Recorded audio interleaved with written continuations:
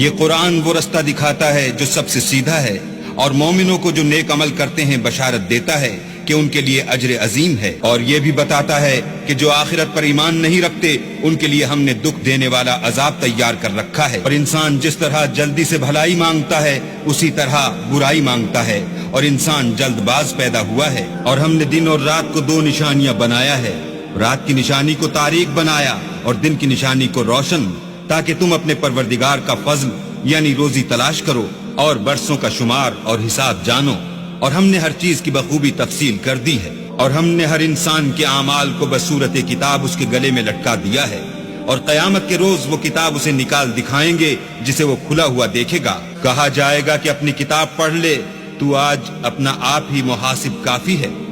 یہ قرآن وہ رستہ دکھاتا ہے جو سب سے سیدھا ہے، اور مومنوں کو جو نیک عمل کرتے ہیں بشارت دیتا ہے کہ ان کے لیے اجر عظیم ہے، اور یہ بھی بتاتا ہے کہ جو آخرت پر ایمان نہیں رکھتے ان کے لیے ہم نے دکھ دینے والا عذاب تیار کر رکھا ہے۔ اور انسان جس طرح جلدی سے بھلائی مانگتا ہے اسی طرح برائی مانگتا ہے، اور انسان جلد باز پیدا ہوا ہے۔ اور ہم نے دن اور رات کو دو نشانیاں بنایا ہے، رات کی نشانی کو تاریک بنایا اور دن کی نشانی کو روشن، تاکہ تم اپنے پروردگار کا فضل یعنی روزی تلاش کرو اور برسوں کا شمار اور حساب جانو۔ اور ہم نے ہر چیز کی بخوبی تفصیل کر دی ہے، اور ہم نے ہر انسان کے اعمال کو بصورت کتاب اس کے گلے میں لٹکا دیا ہے، اور قیامت کے روز وہ کتاب اسے نکال دکھائیں گے جسے وہ کھلا ہوا دیکھے گا۔ کہا جائے گا کہ اپنی کتاب پڑھ لے، تو آج اپنا آپ ہی محاسب کافی ہے۔